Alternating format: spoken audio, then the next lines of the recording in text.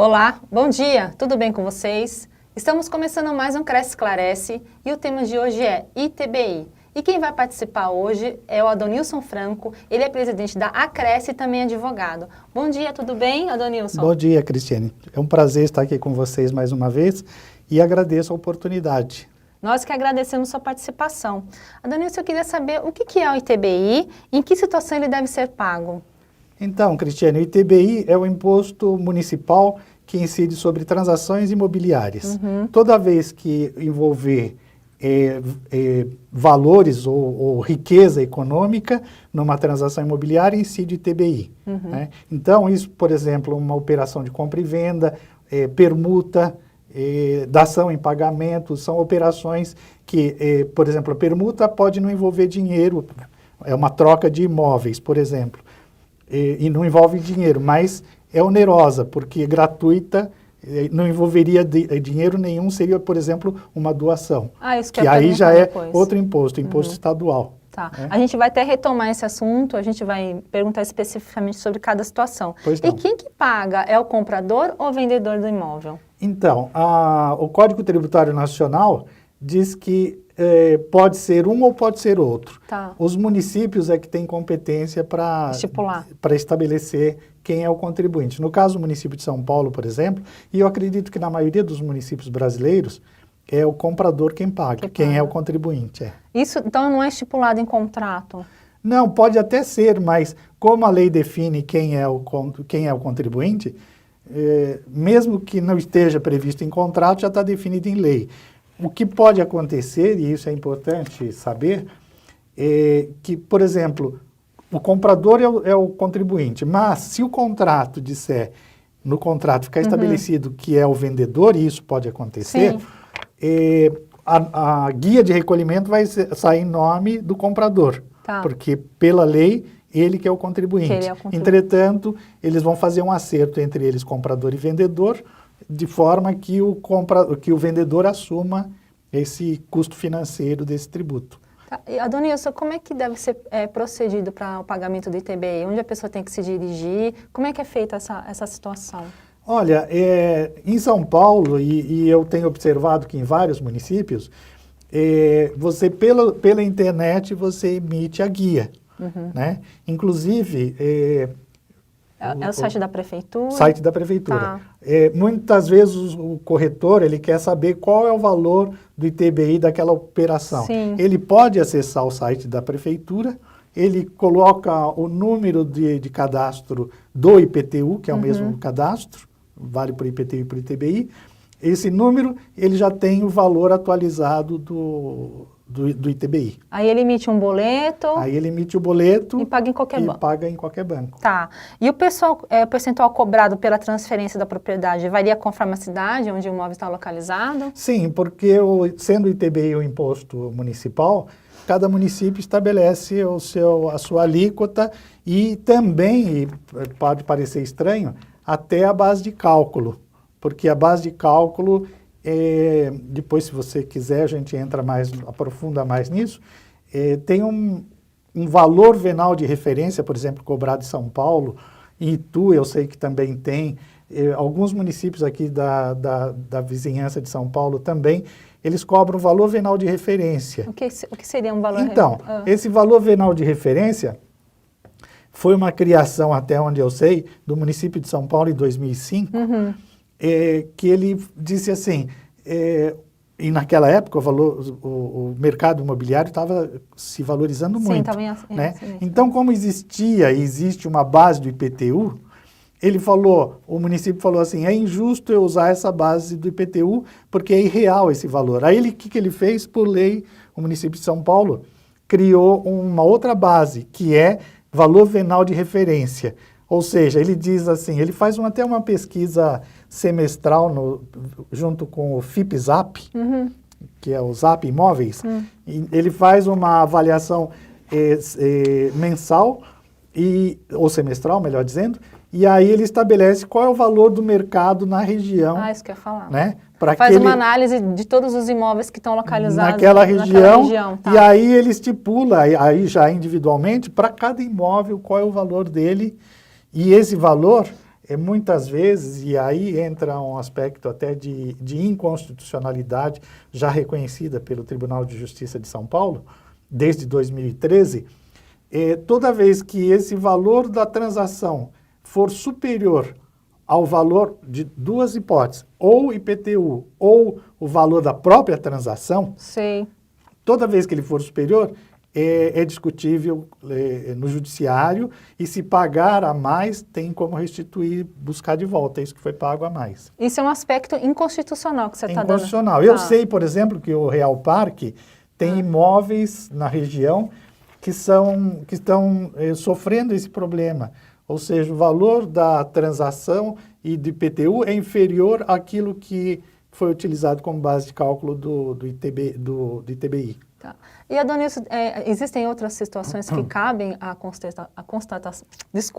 contestação no pagamento do ITBI? Olha, existe. Eu queria que você discorresse um pouco mais, porque isso aí é bastante importante. Isso.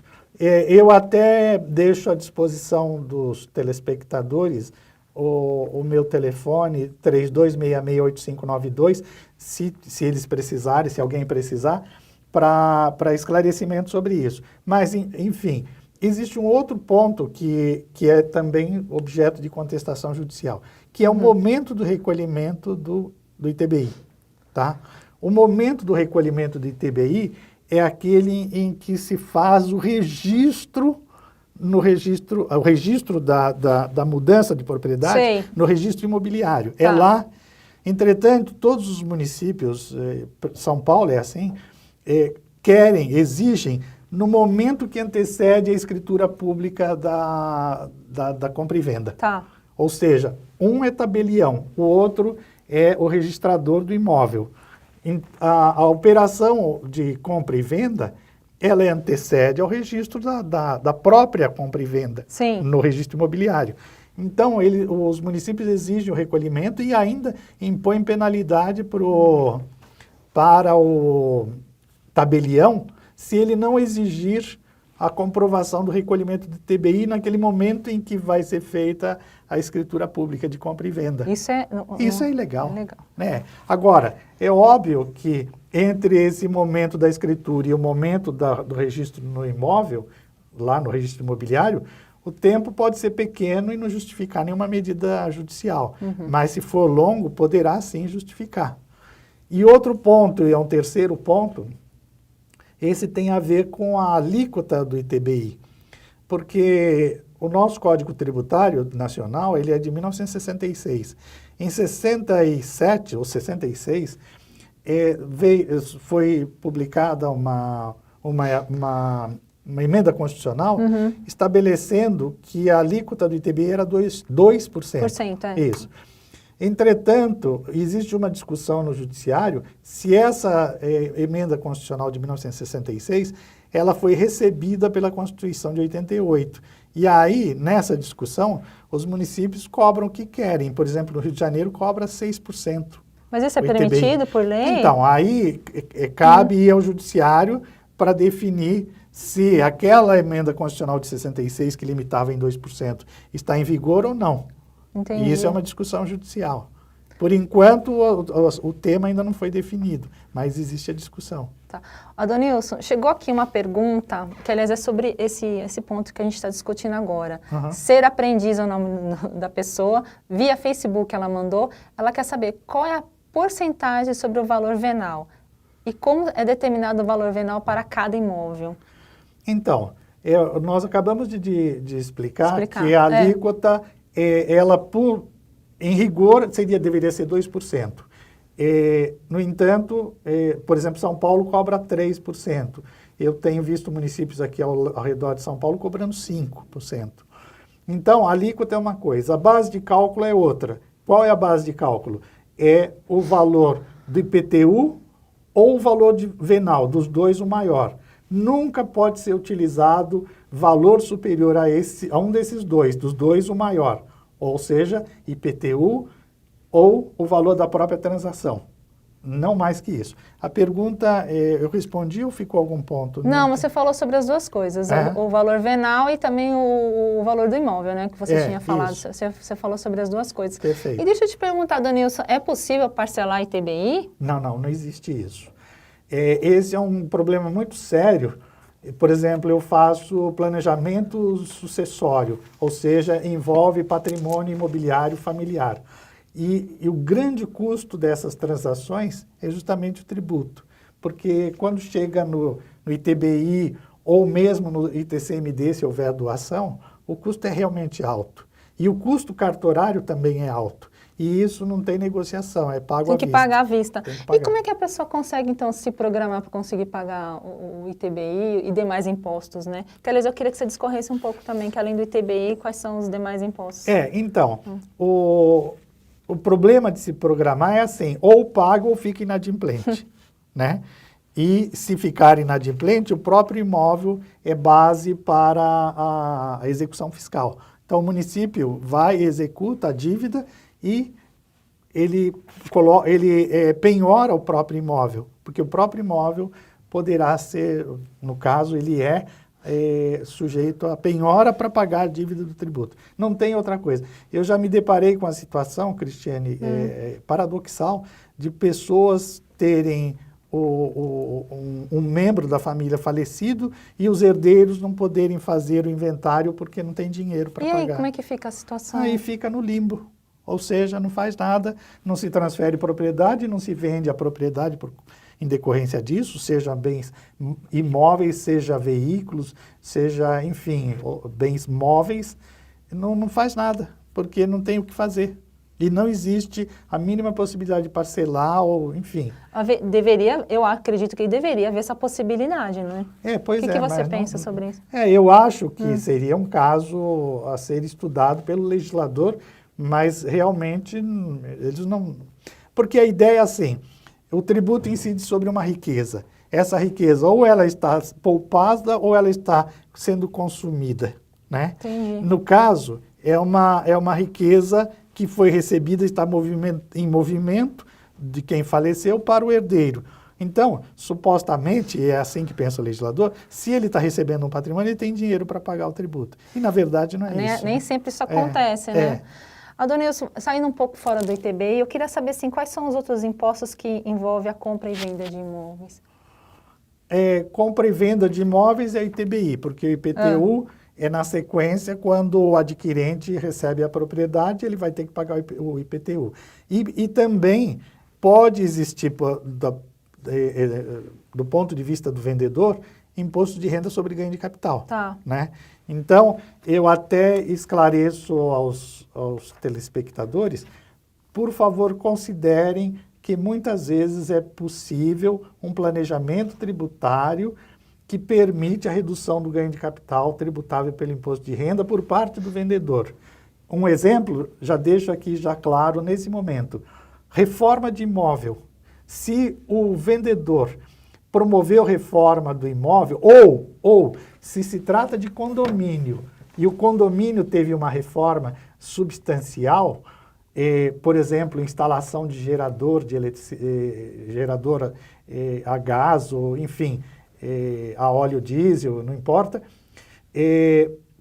isso valoriza o imóvel. Ao valorizar o imóvel, existe a possibilidade de cada condômino, de cada proprietário, imputar esse custo na sua declaração de imposto de renda como custo de aquisição. Então, quando ele vende o imóvel, aquele custo de aquisição que foi majorado por essas reformas, inclusive as próprias que ele mesmo fizer na sua unidade imobiliária, isso reduz o ganho de capital, porque o ganho de capital é a diferença entre o que custou e o que vendeu. Então, tudo que se acrescer ao que custou passa a diminuir esse ganho de capital. Se o telespectador estiver interessado, no meu site da Acresce, eu tenho uma matéria que trata disso, bastante esclarecedora e muito interessante. É www.acresce.org.br. Por favor, não confundir Acresce com Cresce. Acresce de acrescer com SC. Ô, Adonilson, é possível a pessoa que não conseguiu pagar o ITBI, ela transferir o imóvel? Ela pode fazer, mas aí, obviamente, não através de... não promovendo o registro imobiliário, porque o registro imobiliário vai exigir uma escritura pública e a escritura pública tem como pressuposto o pagamento do ITBI. O que pode ocorrer são as partes fazerem aquilo que se chama contrato de gaveta. Tá. Então faz a transação e não paga os impostos, mas também não consegue, muito, né, não consegue fazer o registro imobiliário disso depois. Olha, chegou mais uma pergunta aqui. Aliás, estão chegando várias perguntas, Adonilson. Sim. A segunda pergunta é do Rogério Oliveira, via YouTube. Na verdade, ele está fazendo um comentário. Sim. Bom dia. Aqui em Sorocaba, o primeiro ITBI fica em 1%. No segundo, o imóvel perde o desconto e é pago 2,5%. Se não for pago, tem uma multa de 20% e mais encargos. Se quiser fazer algum comentário. Não, então, cada município tem poder de legislar e de estabelecer os critérios.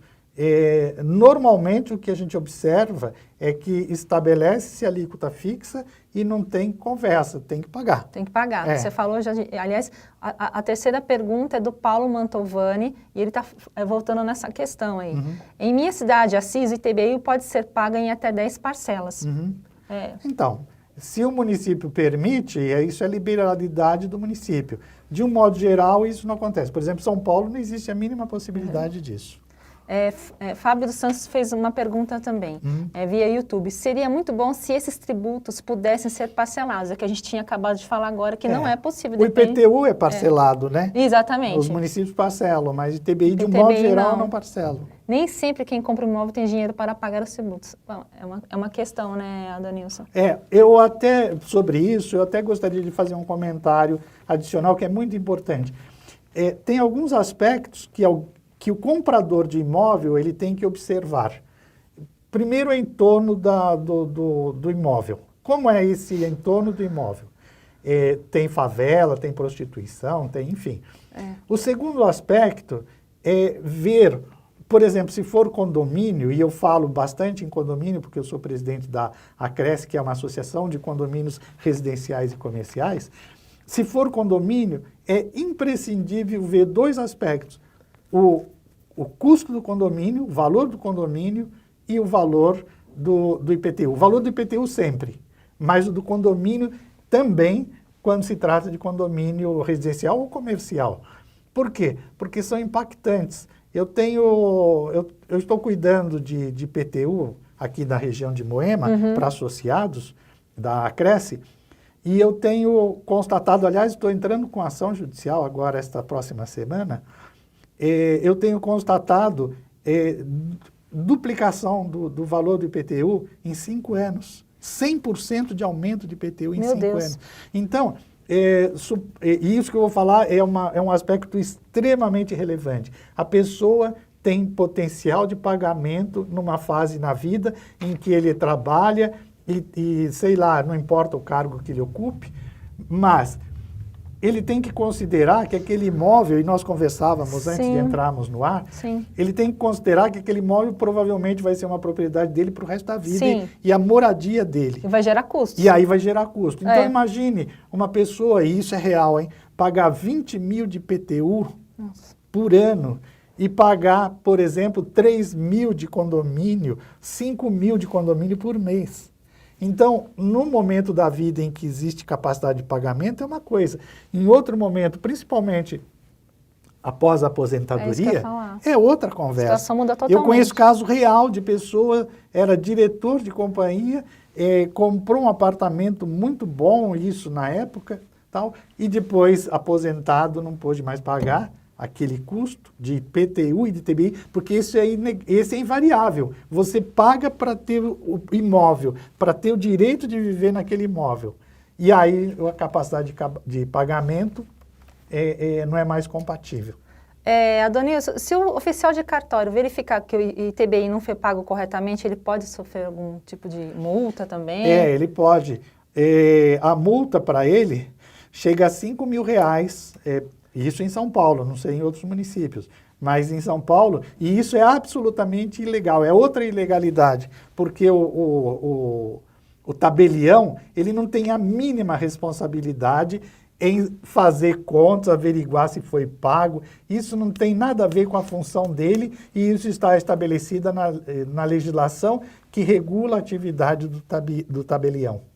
Danilson, chegou mais duas perguntas aqui. Um deles é do Beto Paiva, via YouTube. Bom dia, em casos de, acho que é doação em pagamento, como fica o recolhimento do ITBI? É dação? Dação em pagamento. Dação, desculpa, eu que falei errado. Eu iniciei essa nossa conversa hoje falando de algumas situações em que incide o ITBI. A dação em pagamento é uma delas. Por quê? Porque quando eu tenho uma propriedade e dou, por isso a palavra dação, ação de dar, e dou em pagamento, não é doar, é dar. Dou em pagamento, isso anula uma dívida que eu tinha. Logo, essa transação, ela é considerada onerosa, ou seja, ela envolveu riqueza. Por isso, incide o ITBI. Chegou mais uma pergunta aqui, Denilson Veras. A responsabilidade de pagamento do laudêmio é do comprador ou vendedor?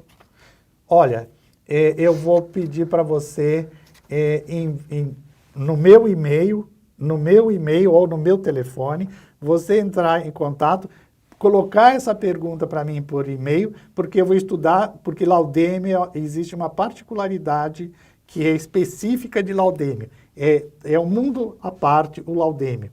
Então, eu prometo que eu respondo, mas eu vou estudar isso daí. Chegou mais uma pergunta aqui do Luiz Reusmann, via YouTube. O idoso pode pedir isenção de ITBI? Luiz, prazer falar com você. O Luiz é nosso amigo. Luiz, existem algumas situações em que há isenção do ITBI. A isenção do ITBI, ela só ocorre em São Paulo, por favor, fique claro. Ela só ocorre em duas situações. Quando você compra um imóvel habitacional dentro de um programa municipal que existe, ou dentro da Minha Casa Minha Vida. E quando for dentro da Minha Casa Minha Vida, existe um limite de valor que é R$ 176.444. Esse é o limite para não pagar o ITBI. Mas isso, repito e ressalto, é município de São Paulo. Em outros municípios, você, por exemplo, mora no litoral, que eu te conheço, eu não sei como é isso, terá que ser estudado aí na tua cidade. E, Adonilson, no caso de transferência de um terreno, o cálculo é diferente? Como é que é feito? Não, é a mesma coisa? É a mesma base de cálculo, mesma alíquota, ou seja, a base vai ser o valor do terreno. Tá. E em que momento da negociação ITBI deve ser pago? O momento da negociação em que deve ser pago, como eu disse no início, deveria ser aquele em que o imóvel é levado a registro, no registro de imóvel. A transação, mudança de propriedade, é levada ao registro de imóvel. Mas, no entanto, as legislações exigem que isso seja feito antes do registro da transação pública no tabelião. Ou, se não tiver tabelião, 10 dias depois. Por exemplo, uma transação particular que não tem escritura pública, 10 dias após a transação. Adonilson, a gente está terminando mais um Cresce Esclarece e eu queria que você desse uma palavrinha final sobre o ITBI aos corretores de imóveis, uma dica, alguma orientação, por gentileza.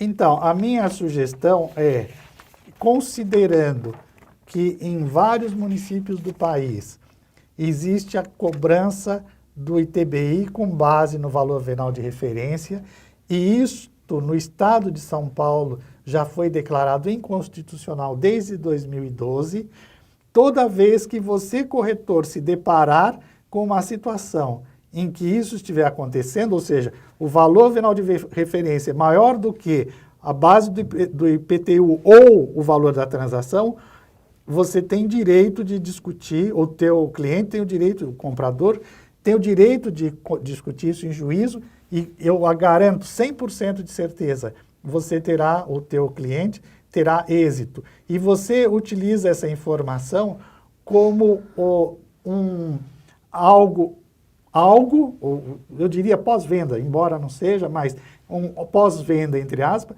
que não tem programa quinto andar, enfim, esses sistemas disponíveis no mercado que dê essa informação. E eu enfatizo para você, amigo corretor, dê para o teu cliente, seja vendedor, seja comprador, e aí vale para tudo e não só ITBI, aquilo que nenhum sistema informatizado dará. Ou seja, você fará a diferença, você se tornará imprescindível.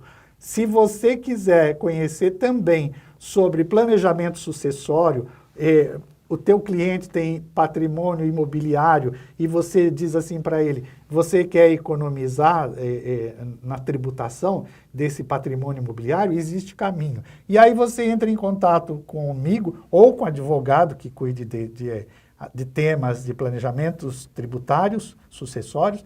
Você entre em contato com quem você quiser. Você, corretor, não precisa entender absolutamente nada disso, mas você estará prestando um grande serviço para o teu cliente ao dar informações desse tipo que vão permitir que o teu cliente economize tributo e economize muito.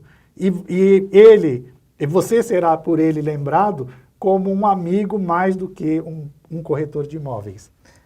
Obrigada, Adonilson, pela sua participação, pelas suas informações e aguardo vocês na próxima semana.